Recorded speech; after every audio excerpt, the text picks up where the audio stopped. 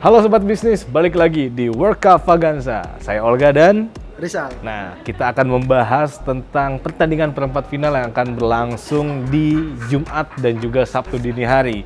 Nah, Bang Rizal punya tim jagoan nggak? Punya. Apa tuh? Argentina. Argentina, ya ada di sini lawan Belanda nanti.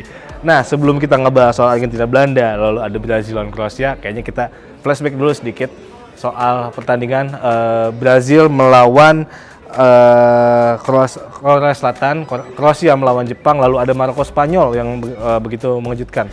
Nah, Bang, ulasan sedikit aja. Kalau kemarin pertandingan Brazil lawan Korea, menurut Abang gimana?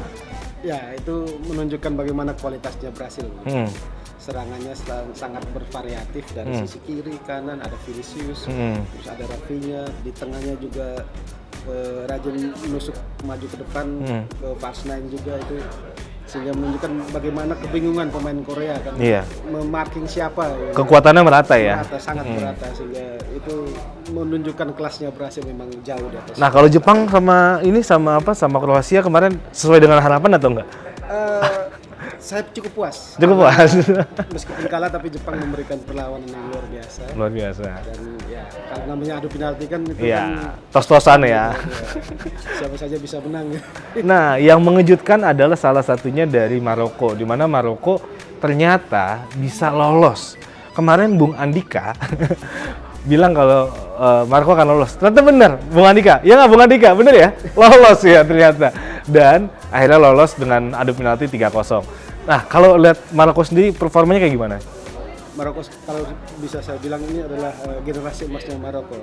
Misalkan ada Hakimi, Ziyech gitu ya. Dan mereka banyak rapi dan memiliki serangan counter yang cepat juga. Tapi sabar di belakang. Sabar di belakang juga dan dari sisi sayap, dan terbukti kemarin melawan Spanyol tuh Spanyol seperti kehabisan ide untuk bagaimana untuk menembus pertahanan Maroko, dan terbukti selama 2 kali 45 menit dan tambahan waktu tidak ada gol yang tercipta. Sayang banget emang ya, serangan-serangan ada 13 serangan cuma 3 gol yang 3 tendangan yang mengarah ke gawang, sisanya terbuang. Nah, kita beralih ke jagoannya nih, Bang Rizal nih. Argentina Belanda. Argentina apakah bisa menahan ataupun menggempur pertahanan Belanda yang bisa dibilang kalau sekarang ini mainnya agak lambat, agak ke belakang, menunggu, tetapi sekali menyerang efektif. Betul. Kayak gimana? Ya, ini adalah tes yang sebenar-benarnya bagi Belanda menurut saya. Memang di penyisian grup Belanda sempat menghadapi tim Amerika Latin, Ekuador yang berakhir dengan imbang 1-1 ya. Itu kelihatan sekali bagaimana Belanda kesulitan mengimbangi kecepatan pemain ala Amerika Latin begitu ya.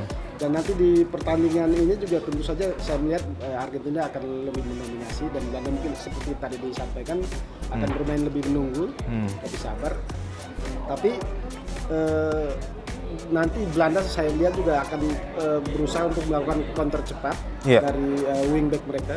Ada Dumfries, dan dari sebelah kiri ada Blind ya kalau tidak salah. Iya, ada David Blind, ada Daley Blind. Dan nanti mereka akan melakukan umpan tarik, dan akan ada muncul pemain dari belakang untuk bisa menyambut umpan itu, dan seperti pertandingan lawan Amerika ya. Iya. Serangannya efektif dari kanan kiri. Betul. Bahkan di tengahnya pun Gakpo sering mendapatkan umpan terobosan langsung masuk ke tengah ya. Betul. Dan Gakpo ini akan menjadi pemain kunci yang harus diwaspadai oleh Argentina sebenarnya. Dia begitu cepat dan bisa mengkreasikan serangan juga. Apakah ntar bakal kayak berubah seperti Portugal? Portugal kemarin tanpa ada Ronaldo kan tidak jadi Ronaldo sentris, bisa menunjukkan. Nah, ini apakah tetap akan bertumpuk Messi doang dari Argentina, atau akan ada mungkin variasi serangan dari pemain yang lain? Saya melihat akan ada variasi serangan dari tengah dan sayap ya. Jadi sayap ada Di Maria juga, lalu ada Papu Gomez. Iya, Papu Gomez benar. Papu Gomez, dan nanti akan disokong oleh 2 lini gelandang bertahan yang Dybala juga bisa diperhitungkan. Dybala juga bisa, dia bisa bermain menjadi penyerang lubang ya. Dan nanti disokong dari lini kedua adalah pemain seperti Enzo Fernandez dan Rodrigo de Paul.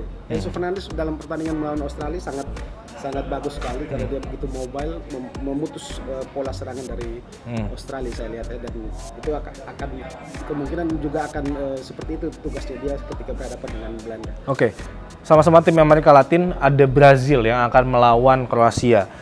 Brazil dan Kroasia ini sama-sama punya rekor nih sebenarnya nih, Bang. Rekornya adalah mereka sama-sama kuat di lini belakang, terutama kipernya. Nah, kiper dari Kroasia dan Alisson masih baru kebobolan 1 gol. Ini buat catatan yang baik juga untuk kedua tim. Tapi apakah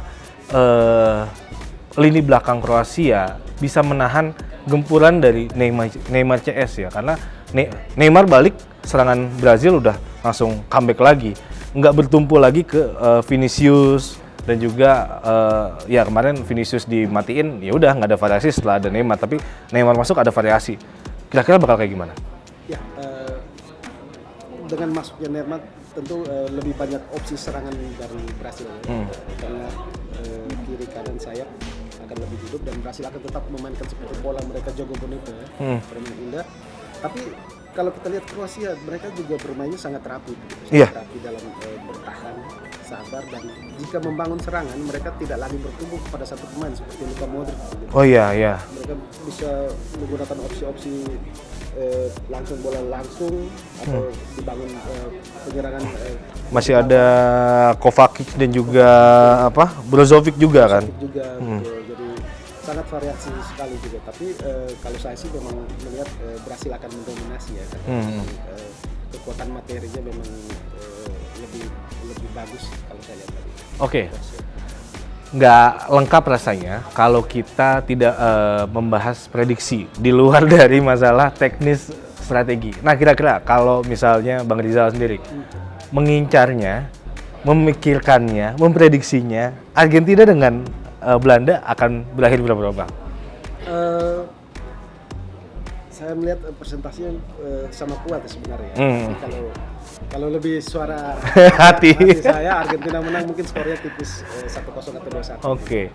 Ada 2 orang fans Argentina yang sudah menjadi narasumber kita dan dua-duanya megang Argentina juara ya. Sebelumnya ada Bung Yusuf dan sekarang ada Bang Rizal. Nah, kalau untuk saya sendiri pribadi, sebenarnya Argentina bisa lolos. Cuma kayaknya akan berat sampai mungkin entah itu perpanjangan waktu atau penalti, karena untuk 90 menit akan berat. Kalau untuk Brazil dan juga Kroasia, Bung Rizal seperti apa?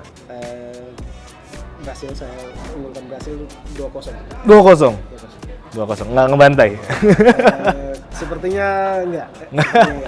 Karena lini pertahanannya Kroasia cukup baik sih. Oke. Saya mungkin selisih 2 juga ya, tapi kemungkinan 3-1 karena ada ambisi dari Richarlison untuk apa? Dia udah 3 gol, dia pasti pengen untuk menambah golnya menjadi 5 gol dan menjadi papan atas bersaing dengan Mbappe. Ya kita lihat saja mungkin siapa yang benar. Mudah-mudahan. Oke, terima kasih banyak Bang Rizal atas waktunya. Dan itu dia tadi pembahasan kita soal World Cup untuk perempat final kali ini. Mudah-mudahan menambah pandangan juga Sobat Bisnis tentang pertandingan kedua ini. Kalau Sobat Bisnis punya pandangan lain, punya komentar lain, atau prediksi lain, silakan komen di kolom komentar di bawah. Oke, saya Olga dan Rizal. Pamit undur diri, sampai jumpa.